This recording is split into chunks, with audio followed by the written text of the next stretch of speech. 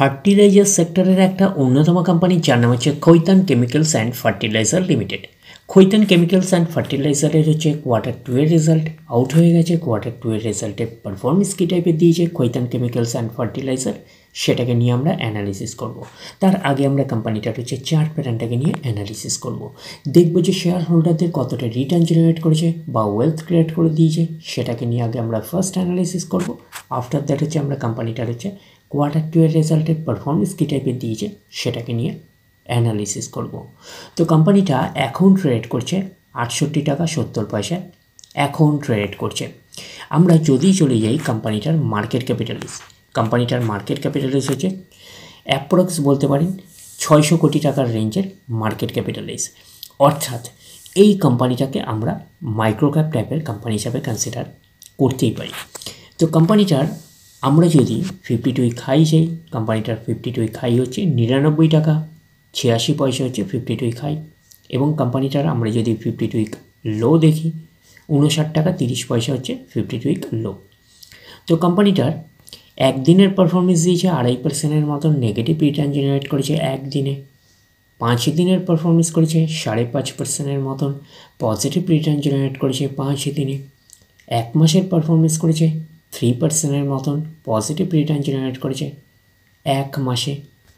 6 মাসের পারফরমেন্স দিয়েছে একটা ফ্ল্যাটিস টাইপের পারফরমেন্স করেছে 6 মাসে। 1 জানুয়ারি থেকে পারফরমেন্স করেছে 5.5% নেগেটিভ রিটার্ন জেনারেট করেছে 1 জানুয়ারি থেকে। আমরা যদি চলে যাই 1 বছরে, তো 1 বছরে হচ্ছে 3%-এর মতন পজিটিভ রিটার্ন জেনারেট করেছে 1 বছরে। তো ন্যাচারাল ব্যাপার, আমরা জানি যে শর্ট টার্মে সেভাবে ওয়েলথ ক্রিয়েট হয় না স্টক মার্কেট থেকে। যত লং খেলবেন স্টক মার্কেটে তত হচ্ছে ওয়েলথ ক্রিয়েট হয়। তো এখন দেখার বিষয়ে কোম্পানিটা কি লং টার্মে ভালো পারফরমেন্স করেছে, লং টার্মে কি শেয়ার হোল্ডারদের ওয়েলথ ক্রিয়েট করে দিয়েছে, সেটাই কিন্তু এখন আমাদের দেখার বিষয়। তাহলে আমরা চলে যাচ্ছি কোম্পানিটার ম্যাক্সিমাম চার্ট প্যাটার্নে। তো ম্যাক্সিমাম চার্ট প্যাটার্ন হিসাবে পারফরমেন্স করেছে 188%-এর মতন পজিটিভ রিটার্ন জেনারেট করেছে অল টাইম ম্যাক্সিমাম। তো কোম্পানিটা লিস্টেড হয়েছে কবে? 2020-তে লিস্টেড হয়েছে। তাহলে 2020 থেকে এখনও অবধি রিটার্ন জেনারেট করেছে 188%-এর মতন পজিটিভ রিটার্ন জেনারেট করেছে অল টাইম বা ম্যাক্সিমাম। তার মানে কোম্পানিটা লিস্টেড হয়েছে 2020 পরে 21, 22, 23, 24, 1, 2, 3, 4। তার মানে কোম্পানিটা লিস্টেড হয়েছে 4 বছর হয়েছে। তো ম্যাক্সিমাম চার্ট প্যাটার্নটাকে এখনও অবধি আমরা ডিসেন্ট হিসাবে কনসিডার করতে পারছি না। তার কারণটা কি? বেশি দিনের ডেটা হিস্ট্রি অ্যাভেলেবেল নয়, শুধুমাত্র 4 বছরের ডেটা হিস্ট্রি অ্যাভেলেবেল। তো সেই কারণে ম্যাক্সিমাম চার্ট প্যাটার্নটাকে এখনও অবধি আমরা ডিসেন্ট হিসাবে কনসিডার করতে পারছি না। বাট এইটুখানি বলতে পারি 4 বছরের পারফরমেন্স হিসাবে কিন্তু একটা ডিসেন্ট টাইপের পারফরমেন্স করেছে, আমরা এইটুখানি বলতেই পারি। 100% মানে ইনভেস্টমেন্ট ডাবল, তো ইনভেস্টমেন্টকে আমরা এইটুখানি বলতে পারি 3 গুণের কিন্তু প্রায় কাছাকাছি করে দিয়েছে 4 বছরে। তো সেই হিসাবে একটা ডিসেন্ট টাইপের পারফরমেন্স করেছে 4 বছরে, আমরা এইটুখানি বলতেই পারি। তো এখন দেখার বিষয় কোম্পানিটার Q2 এর রেজাল্টের পারফরমেন্স কী টাইপের দিয়েছে। তাহলে আমরা চলে যাচ্ছি কোম্পানিটার Q2 এর রেজাল্টে।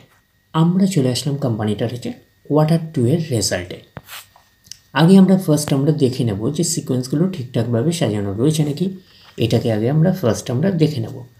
এটা হচ্ছে এই কোয়ার্টার, মিনস হচ্ছে Q2, এটা প্রিভিয়াস কোয়ার্টার, আর এটা হচ্ছে 1 বছর আগে। তাহলে সিকোয়েন্সগুলো ঠিকঠাকভাবে সাজানো রয়েছে, আমরা এইটুখানি বলতেই পারি। এইবারে আমরা দেখে নিই যে অ্যামাউন্টগুলো কিসে দিয়েছে। তো অ্যামাউন্টগুলো কিন্তু ল্যাক্সে দিয়েছে অ্যামাউন্টগুলো। এইবারে আমরা চলে যাচ্ছি কোম্পানিটার টোটাল ইনকামে। তো টোটাল ইনকামে যাওয়ার আগে আমরা কি করব, একটু লার্জ করে নিয়ে অ্যাডজাস্ট করে নেব, তাহলে আপনাদের কাছে ব্যাপারটা আরও ভিজিবল হবে। তো এইবারে আমরা চলে যাচ্ছি কোম্পানিটার হচ্ছে টোটাল ইনকামে। তো চলে আসলাম টোটাল ইনকামে, পাচ্ছি এই কোয়ার্টার মিস হচ্ছে Q2-এ কত আছে 23,094।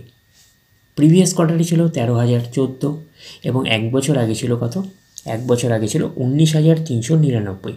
তাহলে 1 বছর আগের 19,399টা এখন কত হয়ে গেছে? 23,094। তাহলে আমরা বলবো ইয়ার অন ইয়ার বেসিস কিন্তু জাম্প রয়েছে টোটাল ইনকামে। প্রিভিয়াস কোয়ার্টারে ছিল কত? 13,014, সেটা হয়ে গেল এই কোয়ার্টার, মিনস হচ্ছে Q2-এ হয়ে গেল কত? 23,094। তাহলে আমরা বলবো কোয়ার্টার অন কোয়ার্টার বেসিস কিন্তু ম্যাসিভ জাম্প রয়েছে টোটাল ইনকামে। তো ন্যাচারাল ব্যাপার, আমরা জানি যে ইনকাম করতে গেলে কোম্পানিকে এক্সপেন্সেস করতেই হবে। তো এখন দেখার বিষয়ে কোম্পানিটা ইনকাম করতে গিয়ে কতটা এক্সপেন্সেস করেছে। তাহলে আমরা চলে আসলাম টোটাল এক্সপেন্সেসে। এই কোয়ার্টার মিস হচ্ছে কোয়ার্টার 2-এ 23,773। প্রিভিয়াস কোয়ার্টারে ছিল কত? 14,685 এবং এক বছর আগে ছিল 19,341।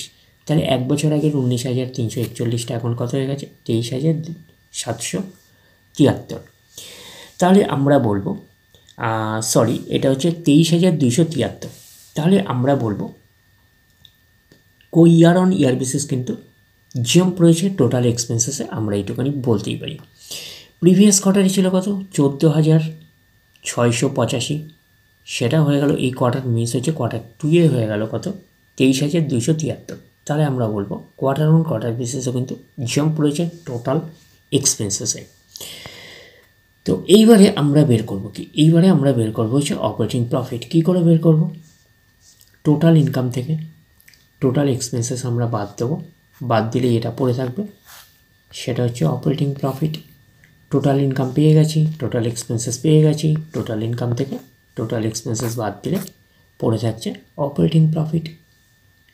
অর্থাৎ আপনারা বলতে পারেন profit before exceptional items and tax, এটাকেই আমরা অপারেটিং প্রফিট বলতে পারি। এই কোয়ার্টার মিস হচ্ছে কোয়ার্টার 2-এ কত আছে? ব্র্যাকেটে মানে হচ্ছে মাইনাস, মানে লসে রান করছে কোম্পানিটা। তাহলে 178 হচ্ছে লস। এই কোয়ার্টার মিস হচ্ছে কোয়ার্টার 2-এ। প্রিভিয়াস কোয়ার্টারে ছিল 1670 লস মাইনাসে, এবং এক বছর আগে ছিল প্রফিট 58। তাহলে এক বছর আগের প্রফিট 58টা এখন কত হয়ে গেছে? লস হয়ে গেল 178।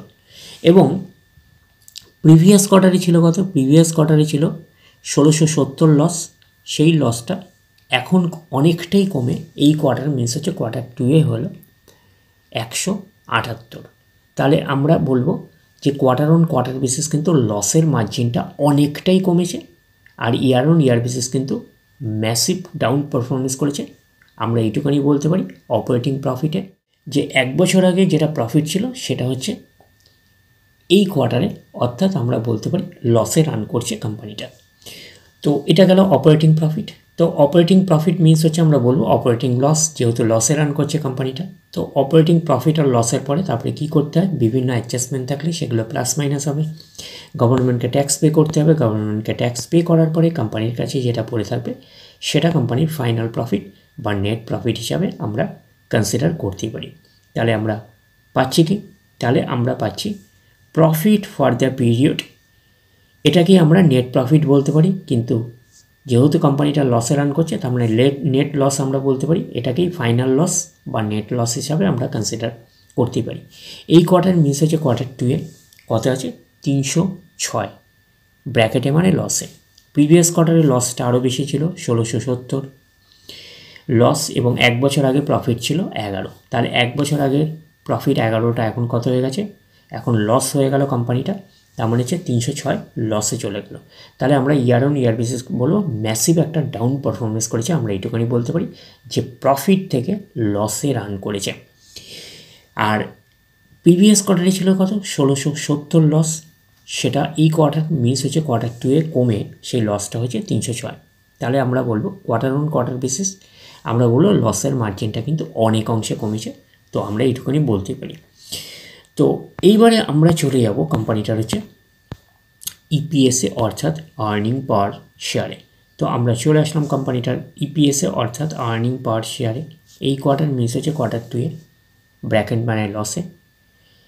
0.32 হচ্ছে কোয়ার্টার 2-এ। প্রিভিয়াস কোয়ার্টারে ছিল মাইনাস, ব্র্যাকেটে আছে মানে 1.72, এবং এক বছর আগে ছিল 0.10 0.01। তাহলে এক বছর আগে 0.01টা এখন কত হয়ে গেছে? 0.32। তাহলে আমরা বলবো ইয়ার অন ইয়ার বেসিস কিন্তু ম্যাসিভ ডাউন পারফরমেন্স করেছে ইপিএসে অর্থাৎ আর্নিং পার শেয়ারে। প্রিভিয়াস কোয়ার্টারে ছিল কত? 1.72, সেটা হয়ে গেল এই কোয়ার্টার মিনস হচ্ছে কোয়ার্টার 2-এ হয়ে গেল কত? মাইনাসে আছে 0.32। তাহলে আমরা বলবো কোয়ার্টার অন কোয়ার্টার বেসিস কিন্তু এইটুকুনি বলতে পারি লসের মার্জিনটা কিন্তু ইপিএসে কমেছে, আমরা কিন্তু এইটুকুনি বলতে পারি। তো ন্যাচারাল ব্যাপার আমরা জানি যে নেট প্রফিটের রিফ্লেকশনটা ইপিএসে পাই, তো নেট প্রফিটের রিফ্লেকশনটা আমরা ইপিএসে পেয়েছি, তো সেই কারণে আমরা বলবো নেট প্রফিট নয়, তার মানে নেট লস, তো নেট লসের রিফ্লেকশনটা আমরা ইপিএসে পেয়েছি। তো ওভারঅল কনক্লুশন কী দাঁড়াচ্ছে? তো ওভারঅল কনক্লুশন হিসাবে আমরা এইটুকুনি বলতে পারি যে কোম্পানিটার টোটাল ইনকামের ক্ষেত্রে আমরা কী পেয়েছিলাম, টোটাল ইনকামের ক্ষেত্রে year on year basis jump রয়েছে এবং কোয়ার্টার অন কোয়ার্টার বেসিসও কিন্তু ম্যাসিভ জাম্প রয়েছে টোটাল ইনকামে। এবং কোম্পানিটার নেট প্রফিটের ক্ষেত্রে কী দাঁড়িয়েছে, যেহেতু কোম্পানিটা লসে রান করছে তাহলে আমরা বলবো নেট লস। তো নেট লসের হিসাবে আমরা যদি বলি তাহলে আমরা বলতে পারবো যে ইয়ার অন ইয়ার বেসিস কিন্তু ম্যাসিভ ডাউন পারফরমেন্স করেছে, যে ইয়ার অন ইয়ার বেসিস হিসাবে কিন্তু আগের ইয়ারে যেটা আমরা বলতে পারি আগের ইয়ারের সেই কোয়ার্টারে হচ্ছে কোম্পানি প্রফিটে রান করেছিল এবং এই ইয়ারের এই কোয়ার্টারটা অর্থাৎ কোয়ার্টার 2-এ কিন্তু কোম্পানি একটা ম্যাসিভ লসে রান করছে, আমরা এইটুকুনি বলতেই পারি। আর প্রিভিয়াস কোয়ার্টারে যেটা ছিল সেই কোয়ার্টারের লসটা কিন্তু এই কোয়ার্টার মিস হচ্ছে, কোয়ার্টার 2-এ হচ্ছে লসের পরিমাণটা কিন্তু অনেক অংশে কমিয়েছে, আমরা এইটুকুনি বলতে পারি। তো ওভারঅল কনক্লুশন হিসাবে আমরা এইটুকুনি বলতে পারি যে কোম্পানিটা এখনও লসে রান করছে, এই কোম্পানিটা Khaitan chemicals and fertiliser limited. তো ওভারঅল বলতে পারি যে কোম্পানিটার হচ্ছে কোয়ার্টার 2-এর রেজাল্ট আমরা এইটুকুনি বলতে পারি একটা পুয়ার টাইপের পারফরমেন্স করেছে, আমরা কিন্তু এইটুকুনি বলতেই পারি। তাহলে ওভারঅল ভিডিওটা আপনাদের কাছে ক্লিয়ার? তাহলে এই অবধি, নেক্সট ভিডিওতে আবার আপনাদের সাথে আমার দেখা হচ্ছে। ধন্যবাদ।